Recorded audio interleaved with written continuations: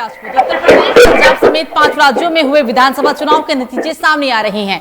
शुरुआती रुझानों में बीजेपी एक बार फिर यूपी, उत्तराखंड, गोवा, मणिपुर में सरकार बनाती दिख रही है।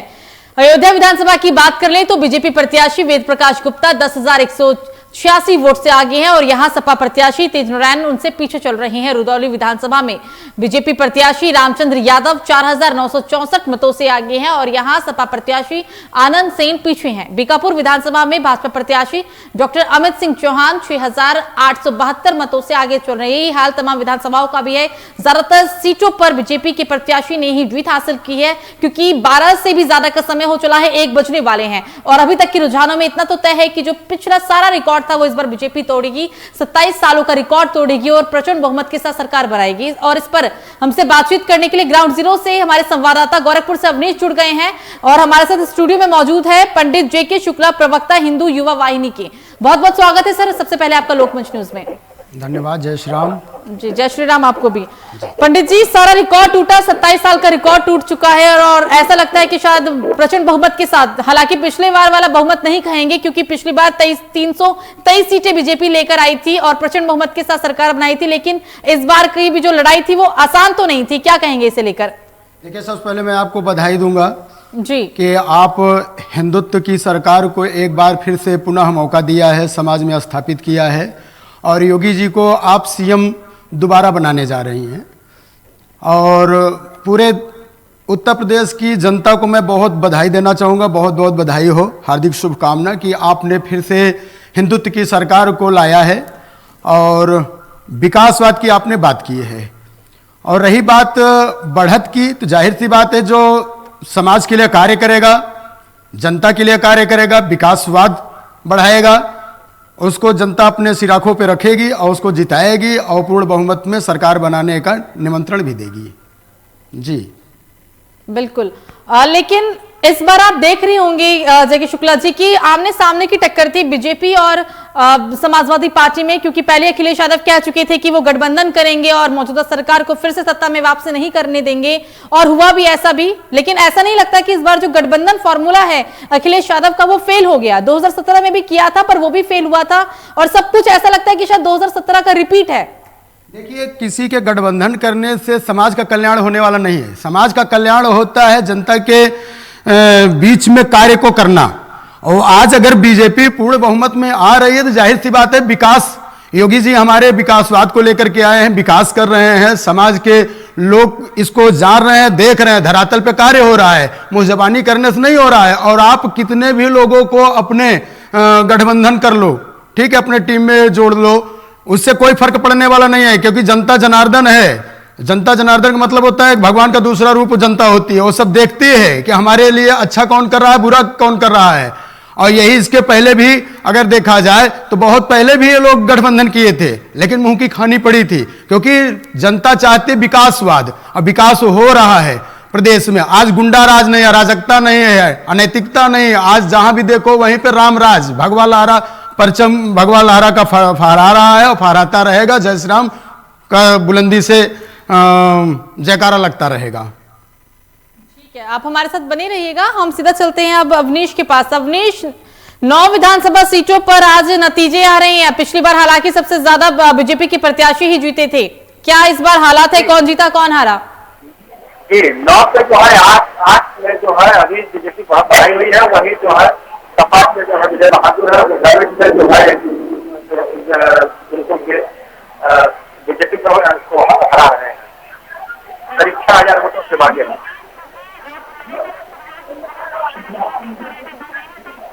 पूरा माहौल बना हुआ था, आप देख रहे होंगे, लोगों के बीच जा रहे थे, आप बात करने की कोशिश कर रहे थे कि मीडिया के जो कैमरे हैं जब तक वो महिलाओं तक नहीं पहुंच पाए और कहीं ना कहीं से बीजेपी की प्रचंड बहुमत से जीत हो रही है, योगदान भी है।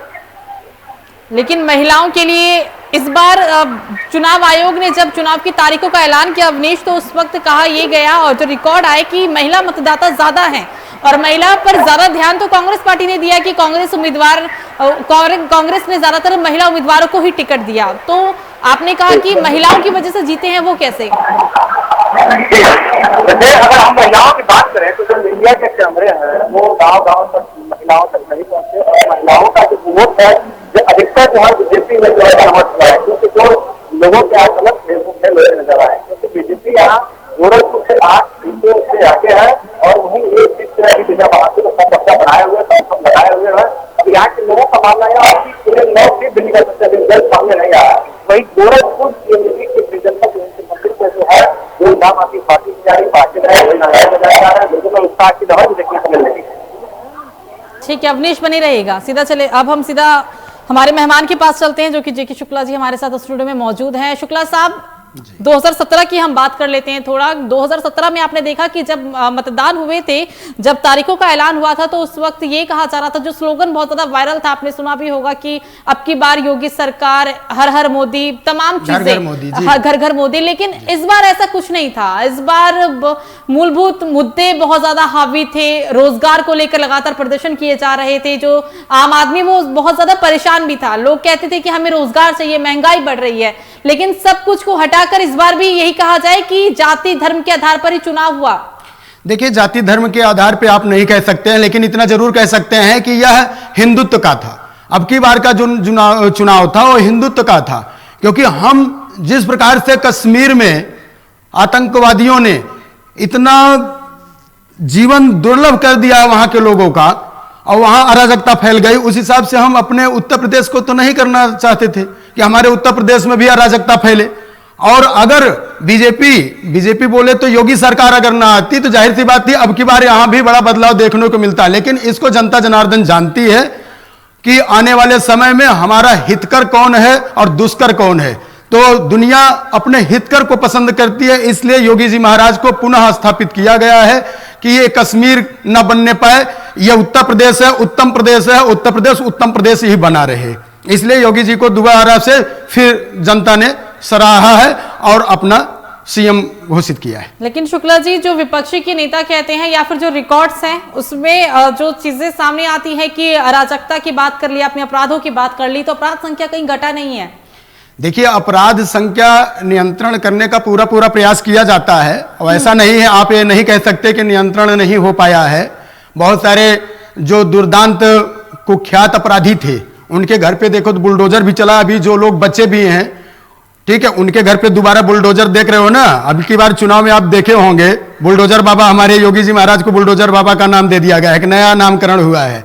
तो जाहिर सी बात है कि बुलडोजर जो आया है ना, और बुलडोजर जो आप 1 2 10 20 50 देख रहे हैं, अब की बार इसी तैयारी में आया है। और जनता ये चाहती थी कि जो अभी तक दुर्दांत अपराधी हैं उनके घर जो बचे हुए हैं वो भी अब की बार ये इसी बुलडोजर से कुचले जाए, तोड़े जाए। अब की बार उनका सबका निदान हो जाएगा।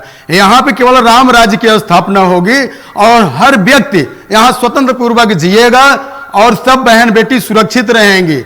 यहां किसी प्रकार से आपराधिक मामले बढ़ने के कगार पे नहीं हो पाएंगे। पूरा प्रयास रहेगा कि कम से कम इसको जितना हो सके दबाया जाए और जो दुर्दांत अपराधी हैं या किसी प्रकार से उनकी मानसिकता विकृत है उनको समाप्त किया जाए। महिला अपराध संख्या बढ़ी है।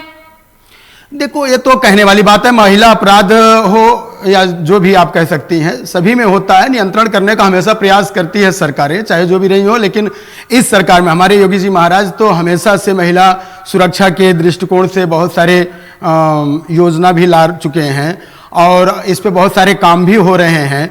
आज जो पहले आप देखिए सपा का देखिए या उसके पहले कांग्रेस का भी था, बसपा का कभी जमाना था, कांग्रेस का था।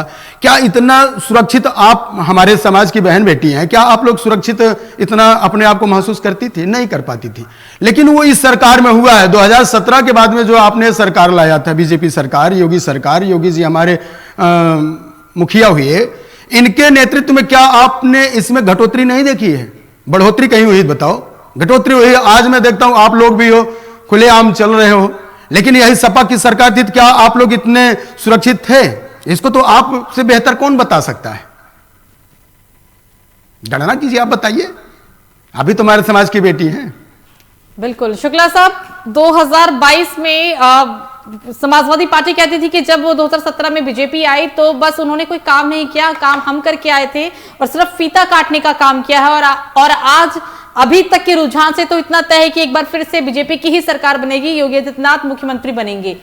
लेकिन जाहिर सी बात है कि अखिलेश यादव चुप तो नहीं रहेंगे। अखिलेश यादव भी तमाम तरह के आरोप लगाएंगे। आपने देखा कि स्ट्रांग रूम की किस तरीके से रखवाली की जा रही है, ईवीएम खराबी को लेकर, ईवीएम में गड़बड़ी को लेकर बहुत सारी बातें सामने आई। इन सब बातों का क्या जवाब, और जो अखिलेश यादव के दावे थे वो सभी यहाँ खोखले हो गए। देखिए, खिसियान बिल्ली खंबा नोचे वाली कहानी है, राजनीति है। इसमें जो हारता है वो दूसरे पर प्रत्यारोप लगाता है, ये बहुत बड़ी बात नहीं है। आप उप समाज में वैसे भी देख लीजिए, दो प्रतिद्वंदी अगर लड़ते हैं तो हारता है, तो अगर जो हारता है वो जीत वाले का कुछ नहीं कर पाता, लेकिन गाली गलौची करता है, न दूर से डंडा आधा ही फेंकता है, तो लांछन लगाना होता है। लेकिन इसको जनता जनार्दन जानती है, जनता अपना हित जानती है, अपना सुख दुख और समझ करके योगी जी को फिर से मुख्यमंत्री बनाई है। अब चाहे सपा में अखिलेश जी कहें कि इन्होंने गलत किया, फीता काटा, अरे भाई कोई काम करेगा, कोई भी काम करेगा, कोई भी कोई निर्माण करता है तो अगला ही तो उसका भुक्तभोगी होता है, करता है उसका समापन। अब इन्होंने जो किया था, जो कुछ बचा खुचा था, उसको योगी जी महाराज पूरा करवा, फीता कौन काटने आएगा? आजम खान जी आएंगे कि अखिलेश जी आएंगे? जो रहेगा वर्तमान में वही काटेगा। तो अगर इन्होंने, योगी जी महाराज ने फीता काटा, तो उसको जाहिर सी बात है कि इन्होंने समापन किया, उसको विस्तार दिया, तब जाकर के उन्होंने फीता काटा। नाम किसी का, काम किसी का, ऐसा तो नहीं हुआ है? नहीं, ऐसा कुछ नहीं है। योगी जी महाराज जब से आए, आप देख लीजिए, केंद्र सरकार चारों तरफ चौमुखी सड़कें देखो आप। आज आपको गोरखपुर जाना हो, हम लोग जाते हैं गोरखपुर, ठीक है, तो 8 घंटे में गोरखपुर पहुंच रहे हैं। तो 8-9 घंटे हाल बता रहे हैं पंडित साहब, आप कहने का मतलब नहीं, ग्रामीण इलाकों का क्या हाल है? जाती तो सड़कें हैं, यानी कि यूपी से होकर के ना, यूपी में क्या सड़कें नहीं बनी हैं? गांव का क्या हाल है? गांव का भी यही हाल, गांव में भी आप देख लीजिए, जहां भी आप देखिए। मैं पहले जानता था, जहां जाता था कि ऊंच नीच गड्ढे गुड्ढी होते थे, आज वहां फर्स्ट क्लास सड़कें जा रही हैं। चाहे गांव के, आप कई सड़कें ऐसी है कि जब बारिश होता है तो वो नदी तालाब में तब्दील हो जाते हैं। देखा भी होगा आपने, ऐसी कई सारी न्यूज आप देखिए। भूस्खलन में जहां भी होता है ना, जहां की जमीनें ऊंच खाल हैं, नहीं हो पाती, वो अलग की चीजें हैं। जहां सही सुचारू रूप से सड़कें नहीं बन पाए हैं या बनी हैं, टूट गई हैं, उसको फिर से दुरुस्तीकरण होता है। ये तो फिर जीवन है ना, कभी कुछ घटेगा, कभी कुछ बढ़ेगा। सुचारू रूप से हमेशा सब चलाना चाहते हैं कि हमारा जो चलता रहे बराबर बढ़िया से चलता रहे, लेकिन ऊंच नीच, हमारा शरीर ही, आपका शरीर है, कभी रोग दोग से ग्रसित होता है, कभी प्रफुल्लित रहता है, कभी स्वस्थ मस्त रहता है। तो ये बहुत बड़ी बातें नहीं है। बिल्कुल बिल्कुल, ठीक है। अवनीश के पास चलते सीधा गोरखपुर। अवनीश, 9 विधानसभा सीट और नतीजे बहुत ही जल्दी साफ हो जाएंगे। और इस बार अवनीश, एक खास बात यह है कि योगी आदित्यनाथ पहली बार विधानसभा में प्रत्याशी के रूप में उतरे, और सबसे बड़ी बात यहां पर यह है कि उन्होंने भारी मतों को जीता भी है, और जाहिर सी बात है कि शाम तक भी जो नतीजे होंगे वो उनके पक्ष में ही होंगे। तो ये किस तरीके का जवाब होगा विपक्षी पार्टी के लिए, क्योंकि अब चुप तो कोई भी नहीं रहेगा आज के नतीजों के बाद।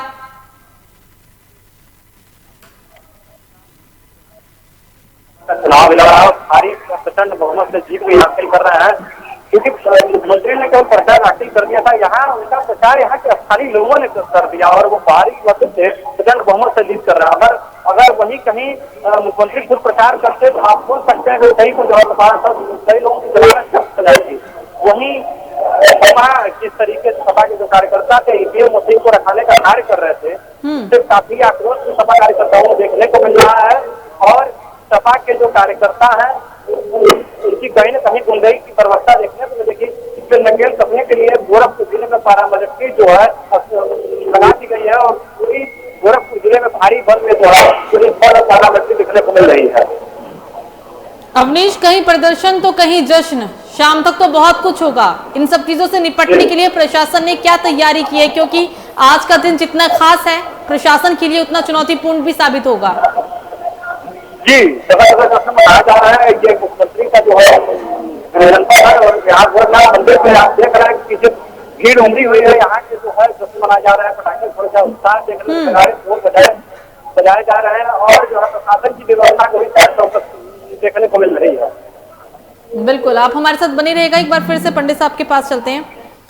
पंडित जी, आज शाम को क्या होगा? पिक्चर साफ है, अभी फाइनल है, शाम तक रिजल्ट भी आ जाएगा, और किसके पक्ष में नतीजे होंगे शायद अब ये बोलने की जरूरत नहीं है, समझदार के लिए इशारा काफी होगा। अखिलेश यादव का क्या रिएक्शन आएगा? एक ट्वीट भी किया था उन्होंने, हालांकि जब मतों की गिनती शुरू हुई तो उसके बाद ट्वीट भी किया गया, कई जगह सपा कार्यालय के बाहर प्रदर्शन किया गया, तोड़फोड़ मचाया गया, योगी सरकार के खिलाफ नारेबाजी की गई, बहुत कुछ हुआ। अब आगे क्या होगा?